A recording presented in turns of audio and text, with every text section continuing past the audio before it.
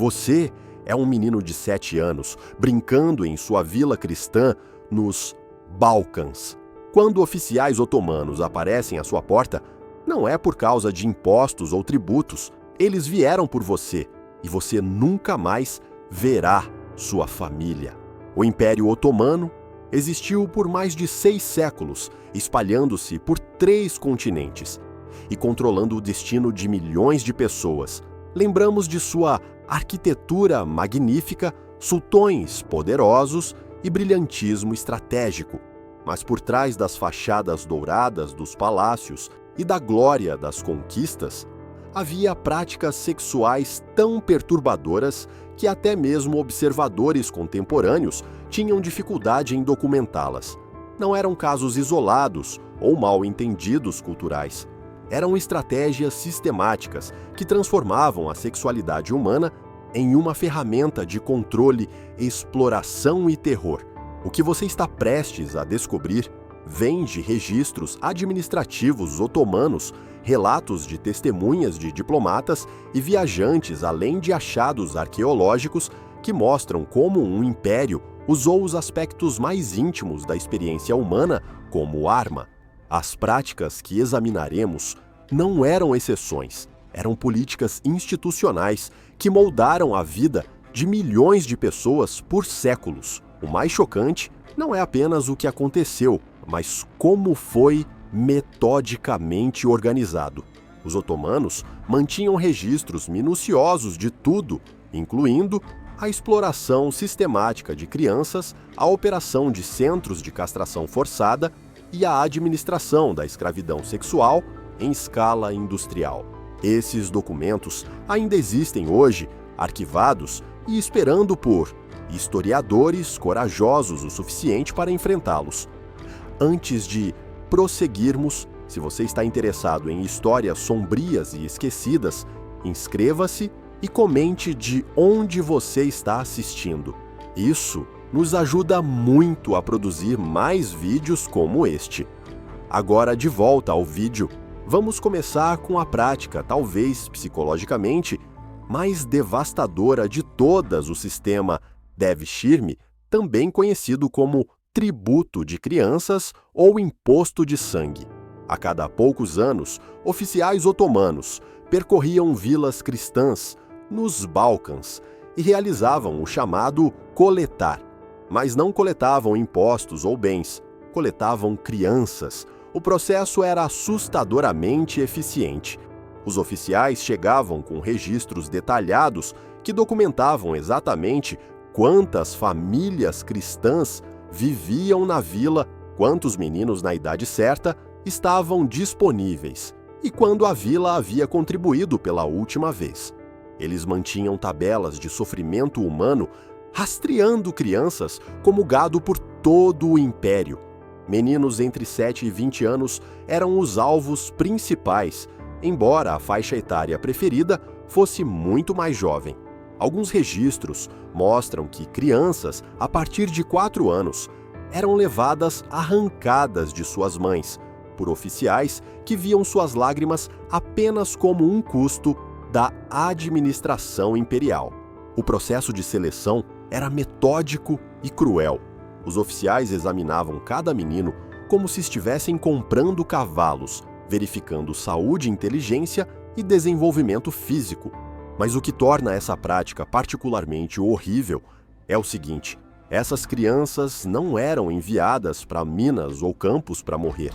Elas eram levadas para servir ao império da maneira mais íntima.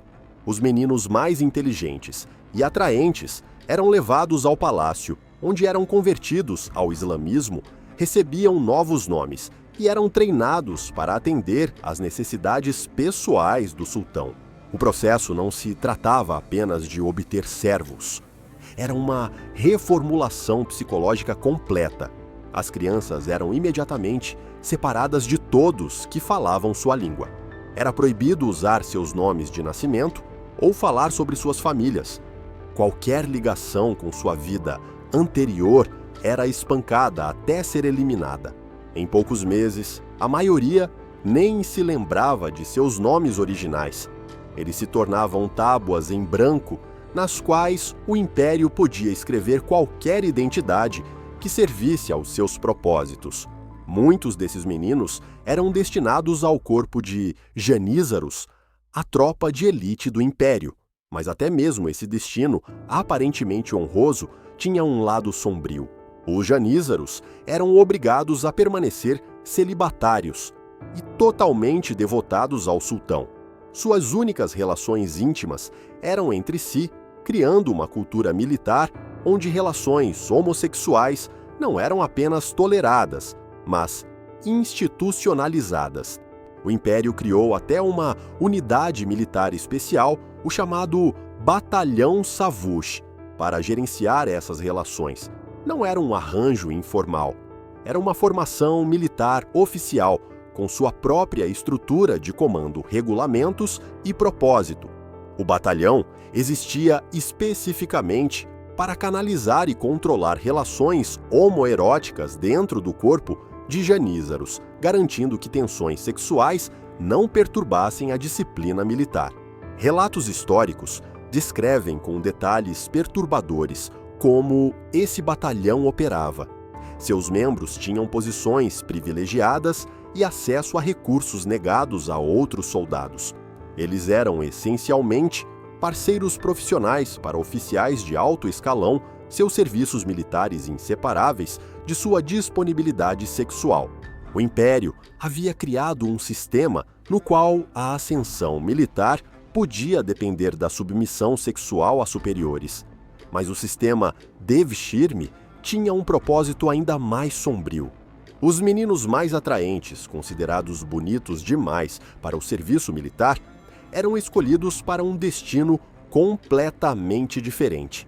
Essas crianças eram destinadas às câmaras privadas do palácio, onde serviam ao sultão e seus cortesãos de maneiras que desafiam a compreensão moderna. Alguns desses meninos eram castrados para se tornarem eunucos. O processo era brutal e frequentemente mortal. A maioria das castrações era realizada no Egito ou na Etiópia, onde a proibição dessa prática no direito islâmico era contornada por cristãos ou judeus que realizavam as operações. A taxa de mortalidade era impressionante. Relatos históricos sugerem que apenas 10% dos meninos castrados sobreviviam ao procedimento. Pense nisso por um momento. O Império estava tão determinado a obter eunucos que estava disposto a matar 9 de cada 10 meninos para conseguir um sobrevivente. Os sobreviventes enfrentavam um destino que muitos consideravam pior que a morte. Meninos africanos geralmente eram completamente emasculados e se tornavam os chamados eunucos negros, considerados mais confiáveis para lidar com as mulheres do sultão e, muitas vezes, alcançando posições influentes na hierarquia do palácio. Meninos europeus dos Balcãs geralmente tinham apenas os testículos removidos, tornando-se eunucos brancos, que serviam principalmente em papéis administrativos. O impacto psicológico sobre essas crianças era imensurável. Elas não eram apenas mutiladas fisicamente, mas completamente isoladas da possibilidade de relações humanas normais.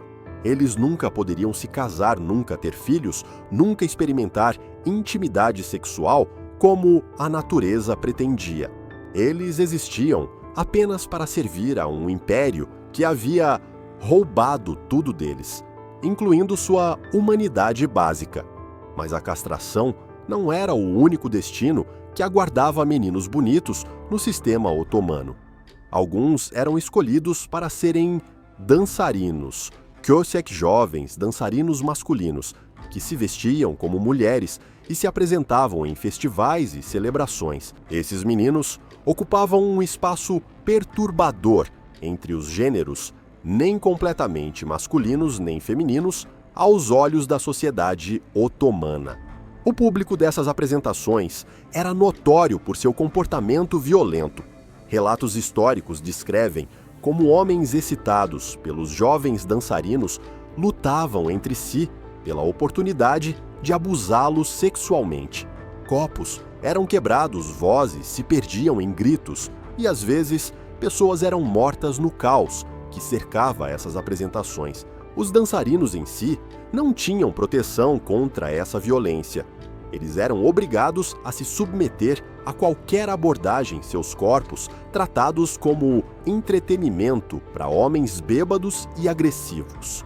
A prática tornou-se tão associada à violência sexual que acabou sendo suprimida, mas somente após gerações de meninos terem sido submetidos a esse abuso sistemático.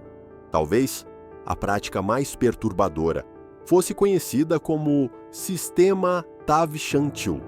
O termo se traduz aproximadamente como meninos coelhos, um eufemismo que mal disfarça a terrível realidade. Eram jovens meninos cristãos, tipicamente gregos ou outros europeus, trazidos especificamente ao palácio para satisfazer sexualmente oficiais de alto escalão. Ao contrário de outras formas de serviço no palácio, o sistema Tav Shantil operava em total sigilo. Esses meninos não tinham status oficial, proteção legal ou esperança de ascensão ou liberdade futura. Eles existiam unicamente como objetos sexuais para o entretenimento de seus mestres escondidos do público e dos registros históricos. O sistema era intencionalmente pequeno e secreto, mas sua existência revela algo crucial sobre as práticas sexuais otomanas. Não se tratava de diferenças culturais ou padrões morais diversos. Era sobre a exploração sexual sistemática de crianças organizada e mantida pelos mais altos níveis do governo. Os meninos inseridos nesse sistema enfrentavam uma realidade que desafiava todos os laços naturais da humanidade. Os pais não recebiam notícias do destino de seus filhos, sem cartas, sem visitas, apenas o silêncio interminável da perda. Algumas famílias esperavam décadas por filhos que nunca retornariam, na esperança de que seus filhos em algum lugar, nos vastos territórios otomanos, ainda pensassem em casa. Os registros do Império mostram a crueldade calculada dessa separação. Os oficiais realocavam as crianças o mais longe possível de suas regiões de origem, garantindo que, mesmo que um menino escapasse, ele não encontraria o caminho de volta à sua vila. As barreiras linguísticas eram intransponíveis. Um menino de uma vila sérvia poderia acabar em Constantinopla, cercado por pessoas falando turco-árabe e persa, sua língua materna, um resquício inútil de um passado que ele não podia reconhecer. Mas a destruição psicológica ia além da mera separação. O processo de conversão foi projetado para apagar não apenas a identidade religiosa, mas também a memória cultural. Os meninos recebiam novos nomes, sem qualquer semelhança com seus nomes de nascimento. Ensinavam-lhes que sua vida anterior era uma vida de ignorância e pecado, que suas famílias eram infiéis que mereciam a conquista. Eles eram forçados a participar de rituais que ridicularizavam sua fé anterior, às vezes até obrigados a cuspir em cruzes ou queimar textos cristãos. O aspecto psicologicamente mais devastador era como o sistema transformava vítimas em algozes, meninos que sobreviviam ao trauma inicial e se adaptavam à vida no palácio, muitas vezes se tornavam aqueles que escolhiam a próxima geração de vítimas. Eles voltavam como adultos aos Balcãs, apontando nas vilas como aquelas que um dia chamaram de lar às crianças mais atraentes. O Império havia aperfeiçoado um ciclo de trauma que garantia sua própria perpetuação. Além do sistema de tributo de crianças, outra camada de exploração sexual otomana se revela operando em uma escala ainda maior. A abordagem do Império à sexualidade feminina criou um mercado de carne humana que superava qualquer coisa vista no mundo da época. Não se tratava apenas de concubinato ou costumes matrimoniais. Era sobre a comercialização sistemática de corpos femininos em escala industrial. Os mercados de escravos de Constantinopla funcionavam com a eficiência de corporações modernas.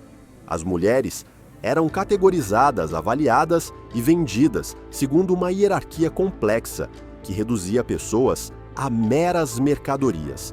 Mulheres africanas tinham preços diferentes de mulheres europeias. Virgens valiam mais que não virgens. Meninas jovens alcançavam preços mais altos que mulheres maduras. O Império havia criado estruturas de preços detalhadas para a sexualidade humana. Os documentos preservados revelam a fria matemática desse comércio. Uma menina africana típica poderia ser vendida por 1.500 a 2.500 kurush, se destinada ao trabalho doméstico. Mas se destinada ao uso sexual, o preço podia dobrar ou triplicar. Mulheres europeias, especialmente da Grécia ou dos Balcãs, alcançavam preços ainda mais altos, algumas vendidas por valores equivalentes a pequenas fortunas.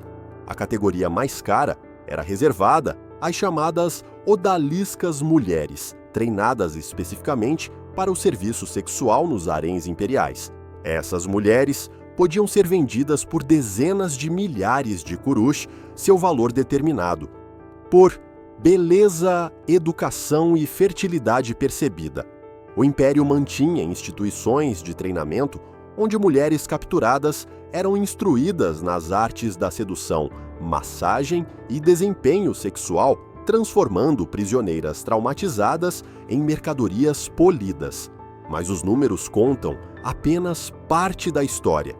Por trás de cada transação, havia uma pessoa arrancada de sua família, despojada de sua identidade e reduzida a um objeto sexual para o prazer do comprador. O sistema legal do Império não oferecia proteção a essas mulheres. Um homem podia usar suas escravas sexualmente sem consequências legais. Se uma escrava engravidasse, seus filhos pertenciam exclusivamente ao seu senhor, que podia vendê-los, matá-los ou usá-los como quisesse. A escala desse comércio era impressionante. Apenas Constantinopla abrigava centenas de milhares de mulheres escravizadas a qualquer momento. A expansão do Império para a África, o Cáucaso e a Europa Oriental era impulsionada, em parte, pela demanda insaciável por novas mulheres. Campanhas militares não eram planejadas apenas para ganhos territoriais, mas também para a aquisição de pessoas com comandantes, calculando quantas mulheres poderiam esperar de cada conquista. O tratamento dessas mulheres dentro dos haréns revela outra dimensão da crueldade sexual otomana. A imagem popular de haréns como espaços luxuosos, cheios de concubinas mimadas, não tem relação com a realidade histórica. A maioria das mulheres dos haréns vivia em constante medo, competindo desesperadamente pela atenção que poderia elevá-las de meras escravas a concubinas preferidas. A competição era deliberadamente fomentada pelo sistema. As mulheres eram colocadas umas contra as outras em exibições elaboradas destinadas a entreter seus senhores. Elas eram forçadas a realizar atos cada vez mais degradantes para se destacar de suas rivais. Aquelas que não agradavam enfrentavam punições que variavam de espancamentos à fome e até execução direta. A guerra psicológica nesses espaços era tão sistemática quanto qualquer campanha militar. As mulheres eram incentivadas a denunciar umas às outras, sabotar rivais e formar alianças temporárias que podiam ser quebradas a qualquer momento. O Império havia criado ambientes onde os laços naturais entre mulheres eram transformados em armas de destruição mútua. Talvez o mais perturbador fosse o destino das crianças nascidas nesse sistema. Os registros do Império mostram que o infanticídio era comum, especialmente entre filhos de mães africanas. As crianças mestiças dessas uniões eram frequentemente mortas imediatamente. Após o nascimento, sua existência, considerada uma complicação incômoda na maquinaria da exploração sexual. Observadores contemporâneos notaram a ausência de crianças mestiças em Constantinopla, apesar da presença óbvia de milhares de mulheres africanas em relações sexuais com homens turcos.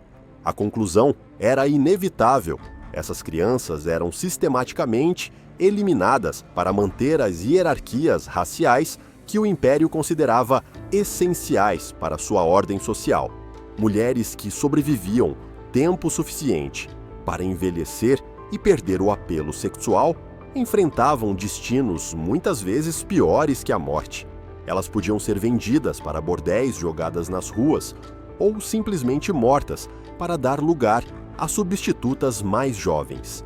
O Império não tinha um sistema de aposentadoria para concubinas desgastadas, nenhum plano de descanso para mulheres que passaram sua juventude servindo ao prazer imperial. O arcabouço legal que sustentava esse sistema mostra como a exploração sexual estava profundamente enraizada na governança otomana.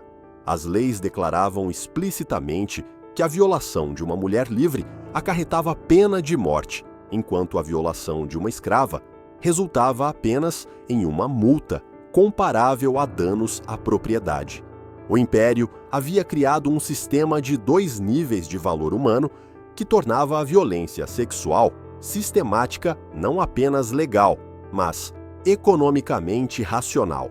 A natureza sistemática dessas práticas se torna ainda mais chocante quando examinamos como o Império institucionalizou a violência sexual como entretenimento. Execuções públicas não eram apenas punições, eram espetáculos nos quais a humilhação sexual era a principal atração. Criminosos condenados por delitos sexuais enfrentavam punições que refletiam seus crimes da maneira mais degradante possível. Mas o Império foi além, transformando essas execuções em festividades, onde multidões se reuniam para assistir a exibições elaboradas de tortura sexual. O público não apenas assistia passivamente, participava gritando sugestões, apostando quanto tempo as vítimas sobreviveriam e tratando o sofrimento humano como esporte. A abordagem do Império à justiça revelava uma sociedade que havia completamente normalizado a violência sexual. A violação não era apenas um crime a ser punido, era uma ferramenta de governança, um método de demonstração de poder, uma forma de entretenimento para as massas. Os códigos legais não apenas permitiam essa violência, eles a regulavam, criando procedimentos detalhados sobre como a tortura sexual deveria ser realizada para maximizar tanto o sofrimento quanto o espetáculo. Achados arqueológicos de locais de execução corroboram esses relatos horríveis. Escavações revelaram restos que mostram mutilações sistemáticas muito além da simples morte. Corpos eram profanados de maneiras que sugerem tortura prolongada, projetada especificamente para destruir a identidade sexual das vítimas antes de acabar com suas vidas. O Império havia aperfeiçoado a arte de usar a sexualidade como uma arma de humilhação suprema. Mas o aspecto mais chocante das práticas sexuais otomanas era como elas criaram uma cultura na qual essa exploração parecia normal. Crianças cresciam em uma sociedade onde o tráfico humano era visível em cada esquina. Jovens aprendiam que corpos podiam ser comprados e vendidos como qualquer outra mercadoria. Gerações inteiras foram criadas para ver a violência sexual não como comportamento aberrante, mas como a ordem natural das coisas. O sistema educacional do Império reforçava essas atitudes por meio de instrução religiosa, que apresentava a escravidão sexual como sancionada divinamente. Crianças eram ensinadas que a escravização de infiéis era um dever religioso, que o uso de seus corpos era uma recompensa para os fiéis e que resistir a essas práticas era resistir ao próprio Deus. A doutrinação sistemática garantia que cada geração perpetuasse os mesmos ciclos de abuso que haviam traumatizado seus pais. Os impactos psicológicos se estendiam muito além das vítimas imediatas. Famílias viviam em constante medo de que seus filhos fossem levados. Pais mutilavam seus próprios filhos, desfigurando rostos ou quebrando membros para torná-los menos desejáveis para os coletores otomanos. O Império havia criado uma sociedade onde pais amorosos eram forçados a prejudicar seus filhos para protegê-los de destinos piores. Os incentivos econômicos subjacentes a essas práticas mostram como a exploração sexual estava profundamente enraizada nas fundações do Império. O comércio de escravos não era um negócio secundário, era um pilar das finanças imperiais, gerando receitas que financiavam expansão militar, construção de palácios e operações administrativas. Rotas comerciais foram estabelecidas especificamente para facilitar o tráfico humano. Acordos diplomáticos incluíam cláusulas que regulavam a troca de escravos. Estratégias militares consideravam cálculos sobre quantas pessoas poderiam ser capturadas e vendidas. O Império havia criado uma infraestrutura inteira dedicada à comercialização da sexualidade humana. A documentação dessas práticas existe em detalhes perturbadores, porque os otomanos eram contadores meticulosos. Eles mantinham registros que rastreavam a idade, origem e preços de pessoas escravizadas. Mantinham inventários dos haréns do palácio, listando mulheres como móveis ou gado. Eles preservavam correspondências entre oficiais, discutindo as preferências sexuais de seus superiores e como satisfazê-las por meio de aquisições estratégicas. Esses registros ainda existem hoje em arquivos na Turquia, fornecendo evidências inegáveis de exploração sexual sistemática praticada por séculos.